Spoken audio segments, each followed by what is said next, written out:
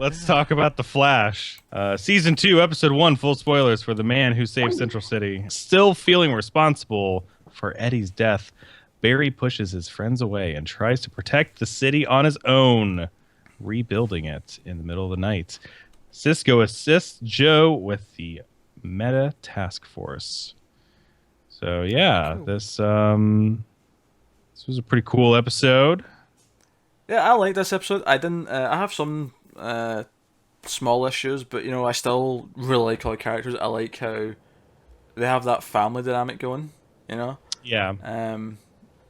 And I like that everyone's like determined. I mean, one of my complaints is that they do the whole Barry wants to be a lonely superhero and not have anyone close to him, because it's just such a cliche, Yeah, but at least look, it was bound to happen eventually, and at least it only lasted for an episode. I mean, it was 6 months for him, so it's like a real emotional beat for the character. But as an audience, we don't really have to, deal with that shit for too long. Yeah, you're right. I mean, they did it in one episode, so it's not a big deal, and that's good, because Flash is all about the people coming together. The quickness of things. Yeah.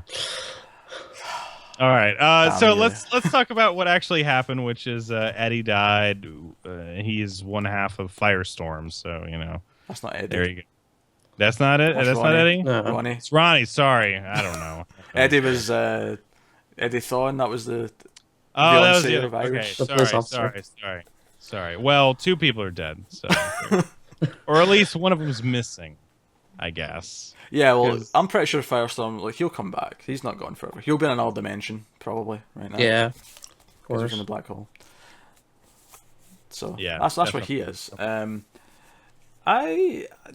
mean, as always, the effects, for the most part, were quite good. Some of the Atom Smasher stuff was a little iffy, but to be honest, even when they did Mr. Fantastic and, even the new movie... well, that doesn't really matter. You know what I mean, though. The point I'm making is that someone stretching their skin and going bigger and stuff, as of yet, has never looked that great. Unless they're turning green at the same time, in which case, that's been nailed. Unless Ang Lee is directing it, in which case, it looked worse than anything in this episode. Well, I was thinking of something a bit more recent, but yes. So anyway. Sure. Yeah. Sure. This episode was pretty good. I really enjoyed it as somebody who, didn't keep up with all of season 1. Just jumping in here, very accessible. So I guess if you're still listening here and you just haven't watched The Flash at all, maybe you'll be kind of confused with who certain characters are or whatever. But they're kind of they're good at showing how important these relationships are to Barry. I think that's the other part of doing this whole emo phase, is to kind of show who everybody is to Team Flash and why they're important in different ways. I'm glad that they included the knockoff bat signal during this emo phase. Oh yeah, that totally happened. Yeah, that was kind of I didn't know how to feel about that, because see once he'd done it, see if Cisco had responded to the question, how did you think of that? If he'd have said, I think I seen something in a newspaper from a few years ago. See if it had been something like that hinted that, maybe there's a Gotham somewhere, and maybe, this is something he had in the back of his head because it existed. But see when he said, I think I read it in a comic book, I was like, fuck off. Go away. I don't know. That didn't bother me so much. That didn't bother me. What I did like, though, was Cisco being so proud of the other half of Firestorm, and he named Atom Smasher. He got all excited. He's like, you named the villain, and it's a good name. Good job. Yeah, I like it. It's good. I still hate him. I cannot stand Cisco at all. I don't. He's just so annoying. The worst part for me too. I'm cool with Cisco. It's fine. I'm fine with him. He just reminds me of the guy at the convention that's trying way too hard for people to know that he's nerdy. Yeah, and that's the guy who I always hate. I hate that guy. I get it, dude. You have X amount of issues of whatever. Good for you. Have a human interaction with me. Exactly. But he's mildly entertaining. I don't hate him as much as you do, Alan. Yeah. Overall, though, I thought that this episode was fine. I mean, I didn't think that it was anything amazing. I thought it was okay, it's just the next episode, really. Which is cool. It's fine. It is what it is, and I think that Iris's acting is still pretty terrible for the most part. There was one instance whenever they were, I think they were all gathered in the lab, and then he runs out, and it was supposed to like cut to commercial, and there's like this look on her face where she's like half smiling, but she's like looking down, like shaking her head, and it's like, you're not a good actress. Just, no, it was so terrible. But I don't know. I mean, I wasn't really thrilled with this episode. It was just okay to me. That's fun with it. I like the cliff out there with Jay Garrick walking in. And it means nothing to people who don't know anything about Flash, but to us it means something. And we're getting to alternate universes and all that kind of jazz, which is fun. The only other complaint I would have though is the reason for Barry's dad leaving was a bit off. Yeah, he's like, it was like that. Actor's like, I gotta go. I can't do this anymore. I mean, can you really believe that you could become the man you're gonna be if I'm around here? Yeah, probably if I had like a prominent male figure in my life to teach me what it means to be a man, a strong male, and do well. Like, or maybe I could help you. Well, he's got Joe for that. To be fair, blah blah blah, whatever. Well, it's also but it's like his father that he's been like moping about since the pilot. So he spent his entire life trying to get this man out of prison. He finally gets him out of prison, and the guy's like, "See ya." Do you know what? It wouldn't have bothered me. So, see if he'd have just said, I always wanted to hook up with Tammy back in Miami, and now's my time. Do you know, it wouldn't have bothered me that much if he'd have just said something like, you know what, I've been trapped inside a cage for 14, 18 years, whatever it was. And he said, you know what, I kind of want to travel for a bit. Is that okay? Can I travel around the country and, That would have been fine. Yeah, I'd be like, cool. Yeah, he's in a box for the last, 14 years. He wants to go and, Could have even done a goofy thing where he's like, Barry, I gotta stretch my legs. I gotta run now. Gotta get out there. Which is twice as funny because he used to be Flash. Yeah. See, they could have done something there, but instead he's like, well, I'm only gonna hold you back because of your dad, and having a dad in your life holds you back. Yeah, that was stupid. But I generally had fun. I mean, I like most of the characters. I like that Victor Garber's character sticking around as a new scientist guy. He's sort of replacing Wells, which I think is cool because I like him. I've always liked him because he was on Alias and he's been on a bunch of other shows. I like him. And well, before we wrap up this segment, I kind of want to ask, what did you guys think of the revamped costume at the end? Oh, good. White circle. Excellent. Yeah. Yes. Much better. I mean, that's pretty much the only upgrade, but yeah. I mean, it's closer to step in the right direction. Yeah, I will say I did legitimately laugh though when Cisco's going on about how no one can just walk in here anymore. The security's all up to scratch. No one's ever going to walk in here again. In walks Jake. Yeah. Right, that was funny because he just yells out, "Are you kidding me?" And I thought that was quite funny because we all criticised that last year. I mean, with Iris just sauntering in like it was nothing. So that made me laugh. I said that was fun themselves. Yeah. So that's the Flash. Still as fun as always. Still way more fun than Arrow, although apparently Arrow wasn't that dour this time. So check out the CW. It's been doing pretty well. Yeah. All right. So officially on to Arrow season 4, episode 1. It's entitled Green Arrow. I would have thought we would have gotten to this title 4 seasons ago. But hey, whatever. A new enemy lures Oliver Queen back to Starling City and forces him to put on the hood once more.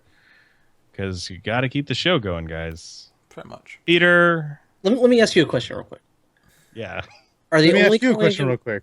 Is that the latest Green Arrow comic? Yes, it is. Actually. Okay, cool. Back to my question to Peter. Are they only calling him Green Arrow now because there's so many different fucking arrows in the show? No. Okay, all right. Continue. Then why? I think the suit looks pretty dope. That's all I have to comment on. Okay. You mean Diggles? Yeah, it's totally dope. Well, yeah. To be fair, Diggles doesn't look as downright terrible as it did in the images. It's still shit. He doesn't look like Party City Magneto. Nah, honestly, 99-cent store Magneto. It feels more like Juggernaut, honestly, than it does Magneto when he's actually. like on screen. But hey, I'm the Diggle, bitch. Now, if I could actually finish a goddamn sentence, I will quickly review this. This is going to be a quick It's like review. the comedy button. This is going to be a quick review, and you three assholes are drying it out. Right. This was easily better than any episode in season 3. So, right, that's a plus point, right there. Why is it better?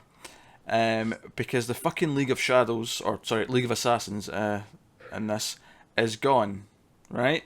There's none of that bullshit. There's none of this. We're doing Nolan's Batman, light again. That's all gone. 2, action was pretty impressive for the most part. There was some good motorbike stuff. There was also Arrow, or Green Arrow now, jumping onto a moving train, which actually did not look shit for a TV budget. So that was cool. Actually, generally speaking, I would say the budget looks a little bit higher to me. Looks a bit higher quality. Also, the villain's actually quite good. He's definitely better than what we had last season. He's definitely better than the guy who played Ra's al Ghul. Well, he was last season, but the season 2, Deathstroke. Shadow. He's more interesting for a start because he actually has superpowers. So basically, when Green Arrow tries to fight him, he gets his ass kicked because he shoots some arrows, and Damien Dark stops him Matrix style. He just stops him in front of him. It makes him fall. He can also kill you by touching you. He does a sort of you just get sick and die within 10 seconds of him touching you. Sucks the life out you, I guess. So that's interesting. So you know what? I for the most part actually had fun with this episode. Was there less romantic stuff with Felicity and all that crap? Do you know? That's really the part where it drags. But you know the thing was, let's see here, it was at least not the stupid, dragged out, will they, won't they? They're a happy couple living together in a house. So it's just done. It's there. It's fine. It's So let's see. The public doesn't realize. Hey, that rich guy that has all this tech? He's living with that chick that always helps out Green Arrow. You don't think he's a Green Arrow, dude? Nah. Well, to be fair, I think everyone who knows she works with the Green Arrow also now knows he's also Green Arrow. I'm talking about the public. They don't know that she's. I don't think they do. Oh. So why are they calling him Green Arrow now? Yeah. Oh, because in season 3, they faked his death, so the arrows might be dead. So, he's Green Arrow. Wait, hold on. What? So the guy who dressed up in green and went by the name of Arrow faked his death and came back wearing green again, and is just going by Green Arrow, and he's supposed to pass for a different person altogether. Well, yeah. To be honest, I think the main reason for the name change is because he basically comes back and he's like, I can't do this anymore. I need to be something different. He basically decides he wants to be Batman and be hopeful, actually give hope to the city. Because he's just made things crazier. He can't be the killer guy anymore or whatever. Even though he's technically not been killing people for 2 seasons now. So he releases this speech. He feeds it into the city's TV or whatever, saying that I'm here to help this because the city's went to shit basically while he's been gone. Didn't they also change the name of the city from Starling City to just Star City? Yeah, in memory of Ray Palmer, who appeared to have died at the end of last season. Although we know he really just shrunk down to The Superman Returns. minuscule size. The Superman Returns. But no, like I say, honestly, I actually kind of enjoyed watching this episode, which is more than I can say for any of the episodes last season. You have any idea how much Stewart's going to hate you for saying that? Was there silly stuff? Yes, there was. But I didn't hate... Even Laurel wasn't bothering me that much. Whoa. Thea likes being a vigilante so much that I was actually kind of enjoying her character because she was the only one who was not, down and grim. She was like, this is cool. I just shot a guy with an arrow. And she smiles and says, that was awesome. Is there anybody that doesn't have these magical arrow shooting powers now? Well, Diggle's got the helmet, so he doesn't shoot arrows. Yeah, but he's buff. That's his power. Everyone. He just breaks through walls like the Kool-Aid Man. Diggle smash. Don't get me wrong though. If you didn't even enjoy some of the better episodes in say season 2, you're probably going to be turned around by this. I wouldn't go back to it, but for someone who, at least in my case, really, I just want to be up to speed when there's a crossover with Flash because I like Flash. This actually is a lot more, because I was thinking I might drop it, but if it keeps up to at least this quality, I might actually be okay for the season. This wasn't terrible. This was that's very surprising. This was this went back into reasonable trashy TV territory where last season you were really like just tired of that show. Oh, I hated that last season. This felt like a fresh coat of paint. Nice. So if nothing else, it had that going for it. Yeah. So I did catch the very end of Arrow. Only because I was watching Supernatural immediately after. Right. And all right, so they had some time jump shit going on. There's two more things I want to talk about. Well, the Flash showed up at the end. Yeah, there was I'll mention one thing briefly. There was a brief glimpse of a Hal Jordan jacket, right, which sent all the nerds, going nuts. Which means that they're definitely building to a Green Lantern thing at some point, because he was referenced heavily in Flash last season, but whatever. The one thing I will complain about is I was actually kind of enjoying things so much that when it went to the first flashback, I groaned, because I hated the flashbacks last season. They didn't stick out as being as terrible so far yet. He gets back to the island in the flashbacks in this episode. Boo. Because you had to go back there because that's where he started at the start of the show. How much is there left of the fucking island? I mean, it's supposed to be a smallish island. Well, he's been off the island though for over the flashbacks. He's been in Hong Kong in the flashbacks for the last year. Okay. All right. I complained about this repeatedly last year. I remember that, but why would he go back to the island? Well, he doesn't choose to. He gets forced. Literally, he met up with Kate, and he was like, "We have to go back," and then they went back, and then, they pushed the fucking wheel or whatever, and shit went wrong. And the polar bear shows up. I don't want any complaints that this has dragged on too long, because this would have been quick had I been allowed to just go through. We were having fun making fun of the Arrow, Green Arrow. That's true. But to Alex's point, at the end of the episode, after everything seems like they're Team Arrow, they're all going to work together. They're going to start taking the city down. They've got this villain who's actually not a bad villain. This could be a fun season, whatever. There's a time jump. It says 6 months later, and Ollie's standing at a gravestone. We don't get to see who the gravestone's for, but he is deeply upset about it. So we've got a, who's in the casket thing from Lost almost, where someone's going to die by the end of the season. And then Flash shows up because he's like late for the funeral, and he's like, they have a sort of heart-to-heart moment, and it's the cliffhanger. That's fine. Like I don't mind it. Like I'm much more concerned about the flashback sucking or Laurel having a plot line that isn't just being there to be an extra person hitting someone. So yeah, Arrow season 4 episode 1. Not horseshit. Nice.